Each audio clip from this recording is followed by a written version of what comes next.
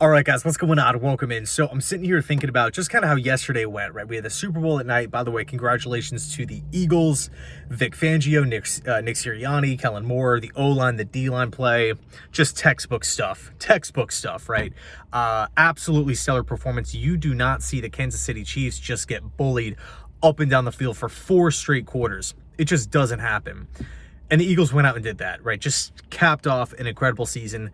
Congratulations to Philly and, of course, you know, their fans. But a couple hours before the Super Bowl, we had the Aaron Rodgers news break from Jay Glazer. And because of that news, there was a huge reaction, of course, from football fans, you know, from all over, but specifically with Jets fans. It's like a mixed bag. Some fans loved it. Some fans hated it. And this is one of the reasons why I love football, right? Everyone's entitled to their own opinion. Whether you think this is the perfect move, exactly what you would have done, or you hate this move, you think, Rodgers is in store for just a fantastic 2025, and you just wish that the Jets held on to him, you're justified. Your opinion is 100% valid. No one's opinion is better than anyone else's. And again, this is why I love football. Everyone can have a take. Everyone's watching games and can, formulate their own opinions. But with that said, we have to ask the question, the Jets have made up their mind. What's the next step? What's the plan? And personally, this is a long-term play. You know, one thing I was streaming with Tyson earlier over on his channel, Let's Talk Jets Radio. One thing that this move kind of I think I talked about this when the news broke too. It kind of reminds me of when the Detroit Lions traded Matt Stafford. Now, obviously, I mean, how cool would it have been if the Jets got a huge haul back in return for Aaron Rodgers? Clearly not the case, but it's similar in the sense of, hey, Dan Campbell, Aaron Glenn, they're taking over. They're trying to clean up the mess from Bob Quinn and Matt Patricia. That was just an utter disaster. And the short-term win-now move, what's the quickest way to get back to the playoffs, quickest way to win the division? It was to keep Matt Stafford. Matt Stafford, I mean, to this season, he's slinging the football around. Ultra productive, right? The short-term move, keep Matt Stafford and really try to, build around him and get back to the playoffs as quickly as possible. What do? They traded him. They traded him to the LA Rams for a guy in Jared Goff, who a lot of people at that point in time wrote off. They looked at the contract and compared it to the production, and it was just like this. Jared Goff is owed a ton of money. They had to attach 2 first-round picks plus more to the deal for the Lions to accept.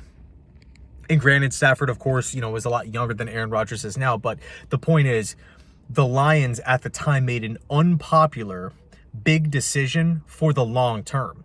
Now, it worked out for the Rams, and it worked out for the Lions, right? Lions, again, they wanted this long-term play. They got it. Who's the number 1 seed? The Detroit Lions. They don't look like they're going to be slowing down anytime soon. I actually, in fact, they got 15 wins last season. They have so many positions figured out. They're not, losing their quarterback. They're not losing Jahmyr Gibbs or Laporta or Williams or St. Brown. They have all these guys under contract, and they still have a ton of money in cap space. It's crazy, right? Hutchinson coming back from injury. McNeil's now back on a big deal. You have all these young players playing well. Anyway, the Lions wanted to move forward in kind of that long-term build approach. And I feel like this move is very, very similar, right? Yes, of course, Rodgers is, I would say, probably better than Jordan Travis at this point. He's better than Tyrod Taylor. He's better than, a lot of these different Jacoby Brissett, Marcus Mariota, the free agent quarterbacks out there. I've seen Sam Darnold's name pop up. I just don't see it. I don't think that's realistic for the Jets. I think a lot of that, the big reason why it won't happen is because Darnold probably doesn't want it to happen.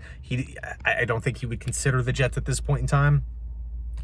But again, we have to ask the question here.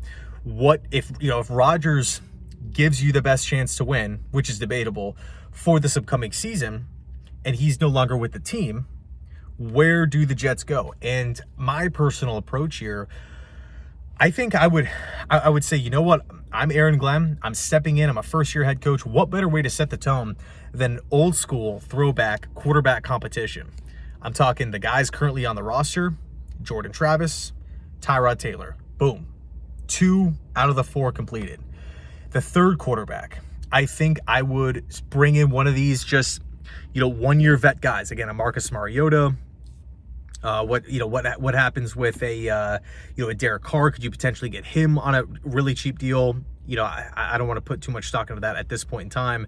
Jameis Winston, someone who's willing to take a 1-year deal.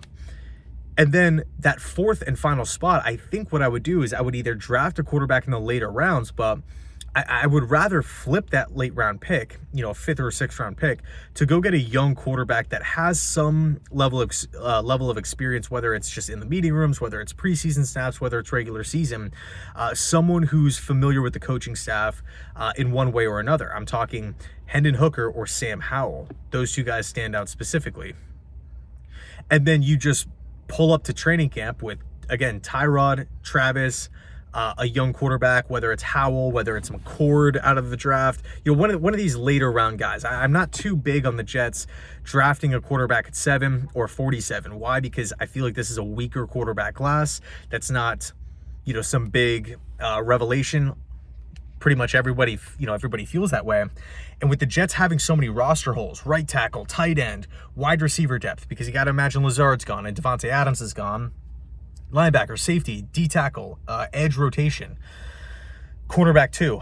Although I think Quantez Stiggers in this style of system could do some really good things, it's still a position of need. I look at pick 7 and our round 2, pick 47, as 2 day one starters. 2 day one starters. I don't necessarily feel great about taking a quarterback or quote unquote reaching for a quarterback with one of those 2 spots in a weaker quarterback class, and you're looking at QB3 at best.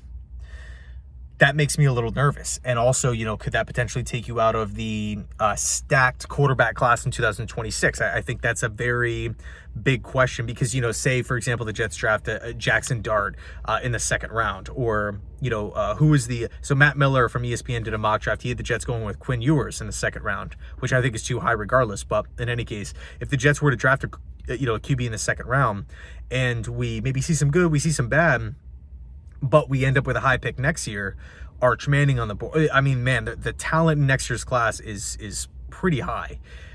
Does that take us out of the running because we already have a young quarterback where we haven't fully given up on him and he was drafted by this regime? I feel like it kind of opens this weird bag of questions or concerns for the long term. Again, unless you are completely 100% sold that you are drafting your future franchise guy, I think I would much rather just take that late round pick and flip it again for a young guy. And the reason why I say Hooker, for obvious reasons, he knows the Detroit Lions staff. He's in a bit of a weird spot with the Detroit Lions where he has a high upside. He was really productive and talented at Tennessee. I think he'd probably be QB3 or QB2 in this class if he was coming out of Tennessee. Only reason why he fell to the 3rd round, well, not only reason, but one of the reasons, he had the lower body injury. If he wasn't hurt, there was a lot of talk that he could have been a late 1st round guy. But he's obviously not the franchise quarterback in Detroit because that's Jared Goff. But at the same time, he doesn't have any experience. So in the event that Jared Goff were to get hurt in week 16, week 17, and you're on the road in Minnesota, you're at Lambeau Field, do you want to put in someone with, the season on the line with, a game of regular season experience? I don't care if you're talented or not, put any young quarterback in that situation. Drake May, Caleb Williams, maybe not Jaden Daniels, but, one of these talented quarterbacks, you have the concern of, hey, how are they going to handle the noise? How are they going to handle the defensive looks? Things like that. They just don't have much experience. So Hendon Hooker is kind of in this weird, no man's land. So could the Lions maybe flip him for a late round pick if they want that experienced veteran backup? And then Sam Howell obviously has experience working with London, the Jets' new quarterback coach. So I think I would pull up to training camp with those 4 quarterbacks and just say, hey, old school quarterback battle. We're not coming into this thing with preconceived notions. Yeah, it's a quarterback battle, but behind the scenes, we know we're going to go give it to Tyrod. We know we're going to go give it to Jordan Travis. It's all 4 players, whoever performs the best in practice, in joint practice, in preseason games, in meetings.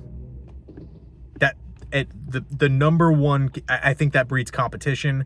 I think players in the players on the team, whether it's offense or defense, will look at that and say, hey, you know what? Nothing is being given out. Nothing is, just handed out to a player because of a name or a contract. No, you have to come in and earn it. You got to come in and earn it. And I think that could, send it, send an interesting message. And then, unfortunately, we have to ask this question: if the Jets strike out, they play Tyrod Taylor, he doesn't work out. They play Jordan Travis, he doesn't work out. They play Hendon Hooker, he doesn't work out. They play, Jameis Winston, he doesn't work out. The Jets go 0 for 4 next season. They can't find the guy. It's just a revolving door.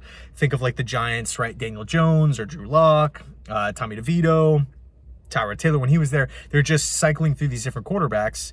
Well, then you have your clear cut, okay, you know what? We're moving off of all of these guys, and we can now focus in on drafting a quarterback up at the top of the draft in 2026. That would be my approach right now.